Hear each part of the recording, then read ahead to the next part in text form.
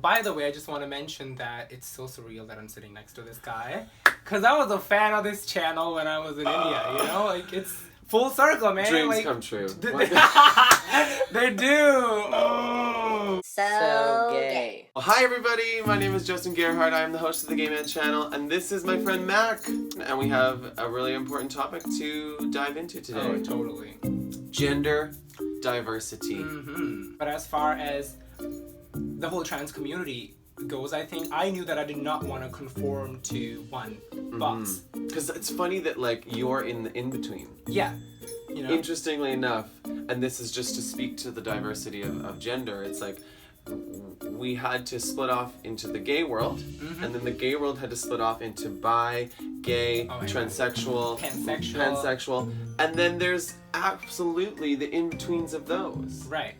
And then a lot of people confuse gender and sexuality, you know, who you're attracted to. Whoever I am has nothing to do with who am I attracted to. Yeah. I mean, of course I like men, that's pretty clear. Would I dabble into the female parts? Or the trans? Or the trans part, that really intrigues me. And I think I'm so attracted to, you know, trans men or androgynous trans women. Yes. If that makes sense. Yes, absolutely. You know?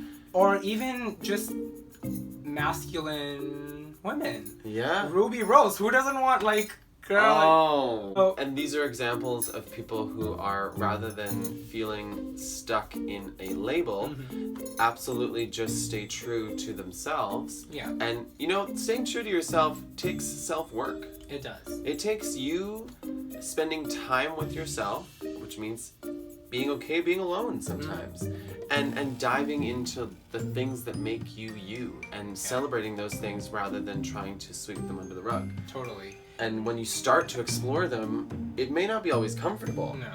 You gotta find your, you know, your ground. And just stick to it. Yeah. Or if you want to, or if you don't want to, just keep exploring. A lot of people think that if you want to explore, it's your home. Yeah. You know, if you want to experiment, but not just something that you're sure of or something else.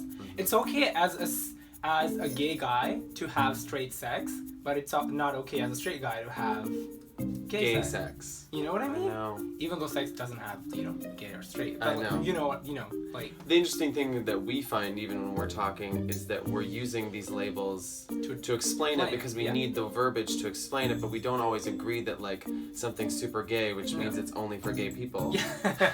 Yeah. It doesn't work that way. Yeah. So all these terms are cool for visibility, Yeah. but not when you want to put them in a box. Yeah.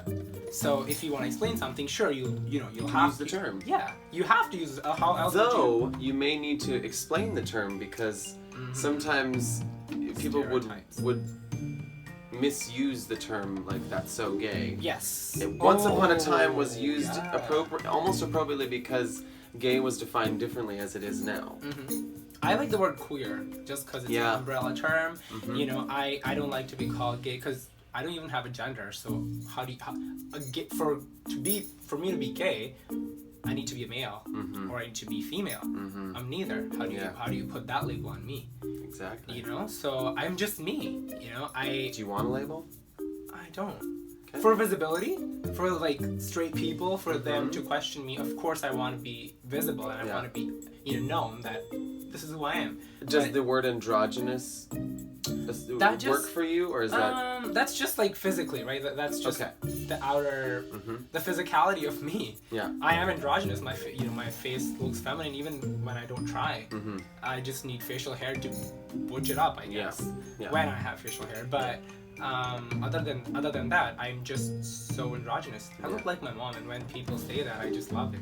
I love that. Yeah. You know, it's. I look like my mom sometimes, though. Yeah. That's the thing, and it's not. Yeah, you do. I don't feel like I am not masculine. I just feel like we all have feminine and masculine sides to our personality and our body and our energy. So for you who's watching at home, I think one of the biggest things to take from this is that if you are the mask guy, celebrate that. If you're not the mask guy, celebrate what you actually are. Yeah. And you don't necessarily need a label for that. But discover what it is and then celebrate that, because there is somebody else out there who is celebrating something similar that you're gonna jive with. And I think the mask and then what's not the mask can also be jiving together. There just needs to be some more understanding about totally not judging each other for those qualities. Yes, and everybody has their preference, of course, but then to judge the rest of the population based on your preference is not okay. Yeah. What do you consider yourself? Like, that's an interesting question because I feel like some people see me as masculine because of the outer shell, and then I have very sensitive and feminine qualities that you experience when you're with me, and I don't always share that with everybody. No. So, yeah. And what are you personally attracted to when it comes? Something similar. Yeah. I like that. I grew up on a farm. I want them to be able to come home to the farm and embrace that. Yeah. And also, I love to go see a drag show or be in a drag show.